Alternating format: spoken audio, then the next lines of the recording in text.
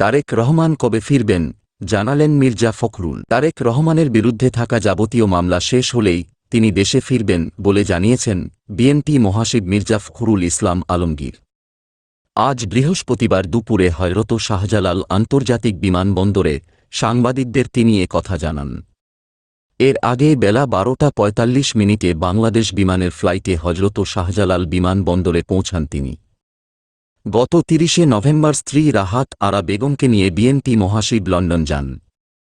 London অবস্থাকালে তিনি বিএনপির ভারপ্রাপ্ত চেয়ারম্যান তারেক রহমানের সাথে সাক্ষাৎ করেছেন এবং কয়েকটি স্থানীয় দলীয় কর্মসূচিতে অংশ নিয়েছেন। স্ত্রী রাহাত আরা বেগম লন্ডনে স্বাস্থ্য পরীক্ষা করিয়েছেন এবং সংশ্লিষ্ট চিকিৎসকদের পরামর্শ নিয়েছেন। বিমানবন্দরে বিএনপি মহাসচিবকে অভ্যর্থনা জানাতে উপস্থিত ছিলেন বিএনপি নেতা ফরহাদ হোসেন আজাদ, আবু মোহাম্মদ আহসান ফিরোজ, সাদি আহমেদ, মিডিয়া সেলের সদস্য সায়রুল কবির খান। হযরত শাহজালাল আন্তর্জাতিক বিমানবন্দরের সাংবাদিকদের মির্জা ফখরুল ইসলাম আলমগীর বলেন, আমি যে উদ্দেশ্যে লন্ডনে গিয়েছিলাম, ভারপ্রাপ্ত চেয়ারম্যানের সাথে দেখা হয়েছে।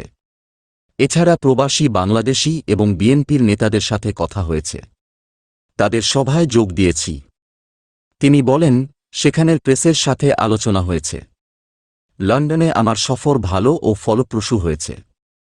তারেক রহমানের কাছ থেকে কী বার্তা এনেছেন জানতে চাইলে মির্জা ফখরুল বলেন, ভারপ্রাপ্ত চেয়ারম্যান সাহেব বলেছেন, আপনার দেশবাসী ধৈর্য ধরবেন। একটা বিশাল বিজয় এসেছে ছাত্র জনতার আন্দোলনে।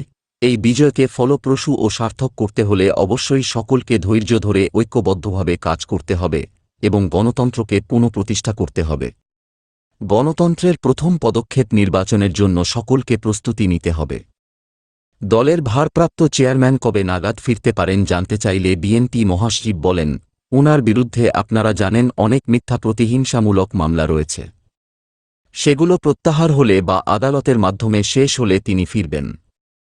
এক প্রশ্নের জবাবে বিএনপি মহাসচিব বলেন, অধ্যাপক মুহাম্মদ ইউনূসের নেতৃত্বে অন্তর্বর্তী সরকারকে আমরা রাজনৈতিক দলগুলো সহযোগিতা করছি।